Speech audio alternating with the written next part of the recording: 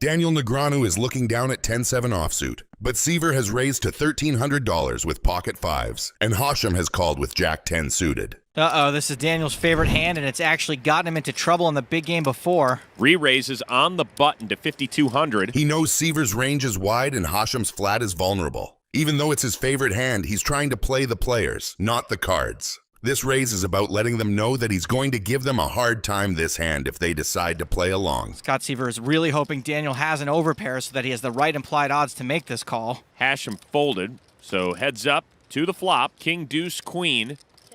Seiver checks the best hand. Negreanu knows Seiver could easily have king-queen here after raising and then calling Daniel's re-raise pre-flop. But why would he check? Daniel smells weakness, and that's usually when he gets curious. He reps, betting 6,200. Looks like Scott's gonna peel. He calls. Hashem wants his cards back.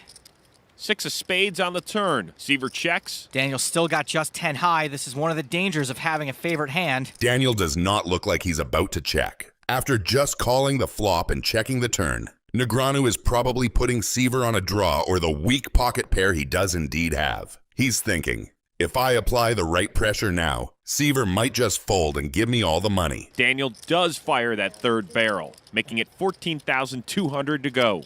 I could justify Scott's call on the flop, thinking maybe Daniel would shut down after one bet, but Daniel certainly hasn't shut down. Seiver keeps it going. He calls. Seiver's totally stationing Negreanu.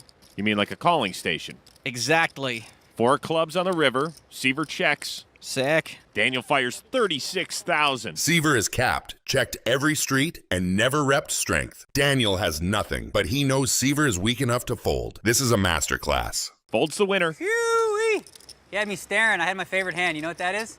10-7? 7 of diamonds and 10 of clubs specifically. Can't believe I got away with a bluff. Negreanu is looking down on pocket deuces. Luca opens to 30K with pocket nines, a bread-and-butter early raise that covers a wide band of low and middling boards and pressures the offsuit broadways behind him. The hand wants callers who show up with overcards and then miss. It also doesn't mind playing smaller pots where it can value bet cleanly across safe runouts. Negreanu flat calls with pocket deuces. Small pairs love this configuration. He has position to control price. Stacks are deep enough to realize implied odds, and keeping it single raise preserves all the set and wheel runouts that print against one pair. Turning deuces into a 3-bet would just funnel Luca into strong overpairs and invite a 4-bet.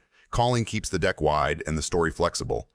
The flop comes low and connected, exactly the texture where the caller can credibly have all the sets and the occasional 4-2 or 6-5. Luca makes the routine range C-bet for 28K. On this board, the small size folds out pure air, taxes random overcards like ace-queen, and keeps worse-made hands honest without bloating the pot or polarizing his range. Negreanu's raised to 95K. From this configuration is perfectly believable. He's repping sets, 2-pair like 6-5 suited, and some straights. With deuces, he isn't spinning it. He holds a live gutter to the wheel plus 2 cleanouts to a set, so he's applying pressure with real equity while seizing the narrative. The sizing forces overpairs and top pairs to define themselves now, rather than getting a cheap turn that could punish them.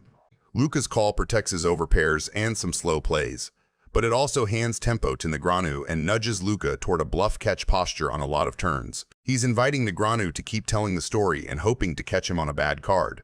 The turn pairs the 3 and Luca checks. It's a tricky card for both players. It slightly trims the number of set combos. Negreanu repped on the flop, while making overpairs feel a touch safer against bluffs and draws. Negreanu checks back. That's the disciplined pivot. Firing again would polarize on a card that dulls his set story and invites stubborn calls from exactly the hands he wants to move on the river. The river is the 8 of clubs, and Luca checks a 3rd time.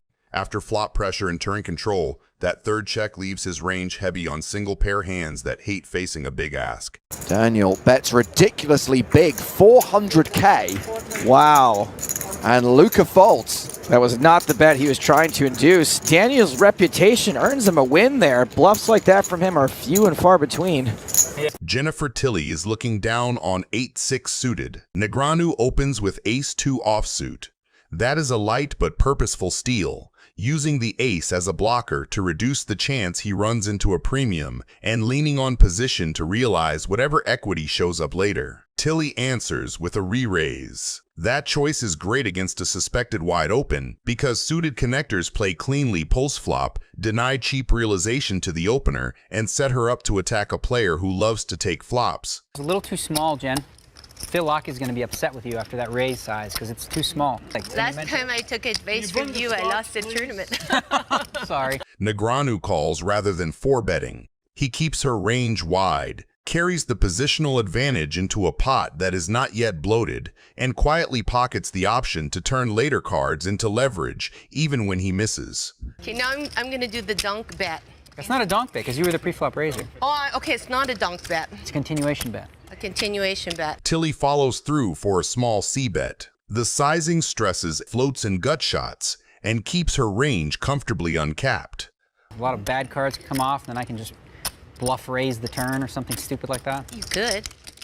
Turn a pair into a bluff. I'm really good at that. It's one of my big things Bill Reynolds taught me. Negreanu does not have value, but he does have a plan. He calls to float, buying one more card and preserving the initiative advantage that comes from acting last. If she slows on the turn, he gets to tell the next chapter. If she barrels big, he can release cheaply and move on. The texture inches toward the middling wheelish territory that favors the caller. Tilly checks. That single check compresses her range away from very strong overpairs and toward one-pair hands and draws that prefer pot control. Negreanu seizes the mic with a bet. The number is not huge, but the message is loud. He denies a free card to overcards, pressures hands like ace-queen and king-jack that C-bet once, and begins building a story that can arrive at straights and two-pair by the river. His literal hand did not improve, however his distribution did, because the cards he credibly represent improved. Calling the flop to take it away on the turn is classic small ball pressure, and he executes it cleanly. This is the card that ties the room together, and the run-out connects squarely with the very suited connectors that defend three-bet pots from the blinds. Tilly leads small. That type of sizing often functions as a blocker, a way to name a price with a hand that does not want to face a pot-sized bomb. To Negreanu, that looks like a door left slightly open. He chooses to kick it in and chips. The shove polarizes him to the straights and strong two-pair he has been representing since the turn. We probably have the same hand. Oh, so sick. You have 9-jack, right? Would that be the same hand as you have? Because if you did have that and you didn't call by now, it would be a little bizarre.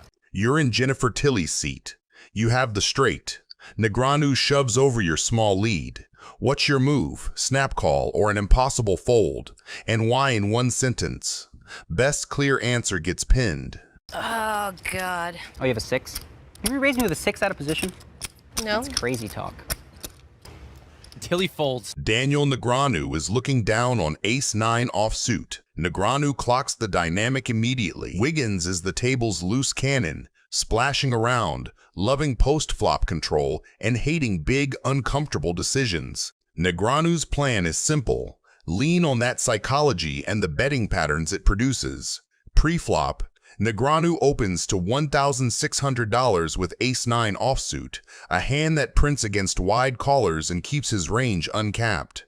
Lack and Tony G both flat, inviting the very scenario Negreanu wants. A multi-way pot where discipline and range construction matter more than raw cards. Wiggins completes from the big blind with king-queen, already signaling he'd rather see streets than narrow ranges. Tony G checks. I'm gonna bet 5,000.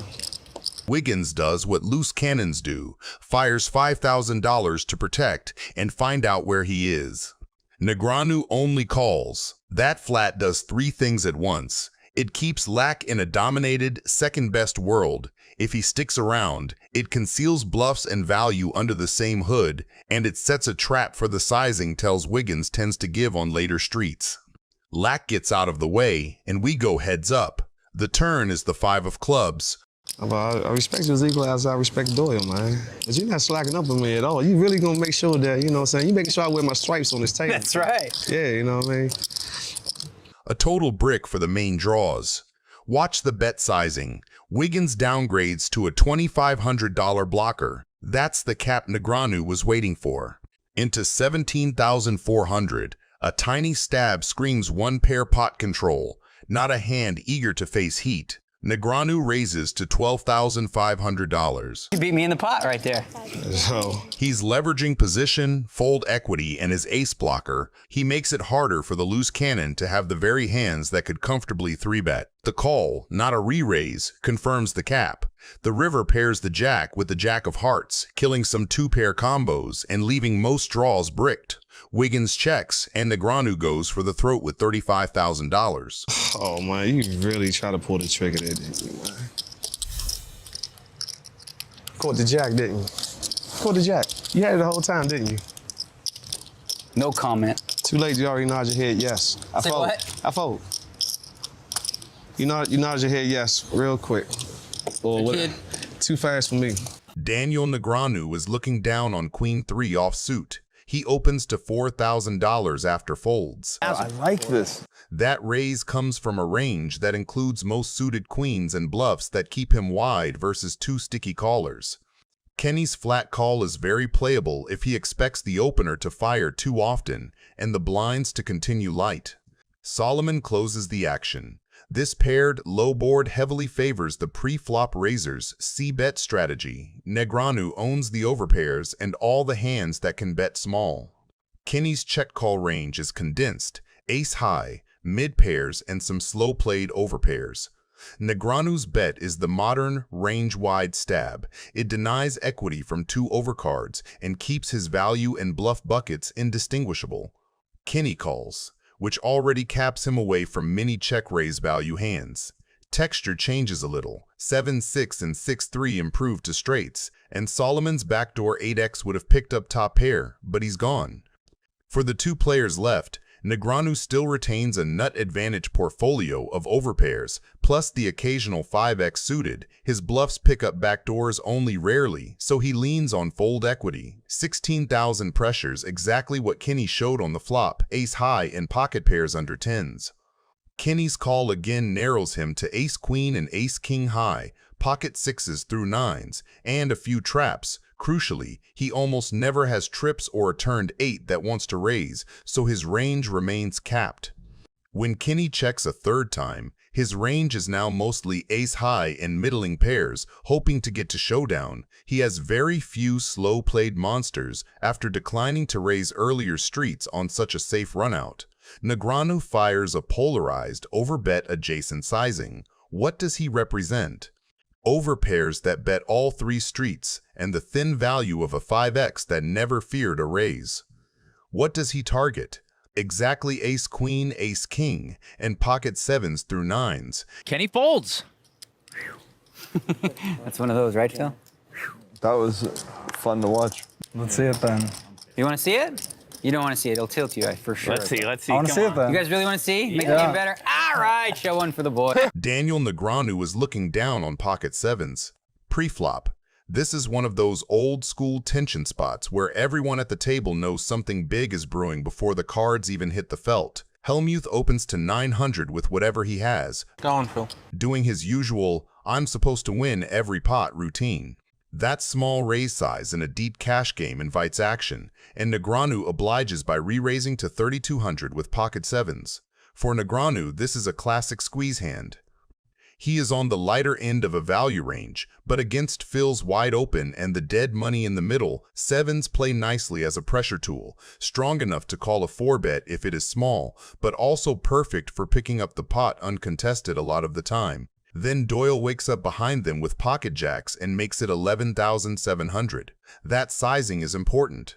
It is big enough to say, I am not messing around, but not so big that it shuts the hand down. From Doyle's point of view, jacks are way too good to just call and risk letting Hellmuth or others peel cheap. Good chance you'll get it all, buddy. Yeah, I'm thinking that. I'm just counting it up here. You got 80. It's 85 more. He wants to isolate Negreanu, punish the lighter 3-bet, and take control of the pot with position. Okay, I'll raise it. There goes Doyle. He's all in. Once or twice, Doyle. Daniel calls. It's up to you. I'll do twice. What is 37-2? 37-2 each? Is that what you got, 37-2? Are you paired? Yeah, I'm paired. You're not paired? Yeah, I am. Uh-oh. That's bad for me. Okay. I was hoping you had ace-king. All right. Put a 7 out there and then a straight. The flop, 4 queen deuce. That's a good flop for Doyle. Ace on the turn. I just like to double Doyle up. That's what I do. Gets short, I feel bad. It's a 9. One for the good guys. Hey, dog, what you always say is always feel good to what? To win the first one. Oh, man. That's the one. There it is in the door. You got a diamond draw. Do we? It's always exciting. I knew I was going to hit at least 1-7. No diamonds here. No diamonds? There's like no way. No, there's no doesn't diamonds count. here, I'm saying. Diamond or jack's got to count. It's got to be a diamond for sure. Diamond. It's not a diamond, it's a 5 of spades. 5 of diamonds. I took one of them away. More than 22% because there's 5 dead cards right here. Thanks, Phil. There you go. There it Boom, is. boom. Nice hand. Now let's see how Negreanu pushes his luck to the limit on the very next hand. All in. Call. All in? Huh? Call. Oh, we got one. I'm happy with my hand. I had suited, I had a king. A lot going on there. You move in, I call this time anyway. I was just saying, screw it. Okay. We need a hat. At least one heart on the flop would be good for Daniel. George needs the best hand to hold up to survive. The flop has a 5 and a 10 on it. Oh, we got pairs. He's got pairs. We all got pairs. We all got 3 hearts, 3 diamonds. Pretty close race. 50-50. Not sure the math there works, but you gotta believe it first, and Daniel really believes it. The turn card is the 3 of diamonds. That didn't help me at all. Quite the opposite, frankly. 5 of spades! Oh! Daniel wins! That was lucky. I just wanted clear that I clearly outplayed you in our all-in pots. Obviously. Kid Poker is in the final. All right. Sorry, bro. That was ugly.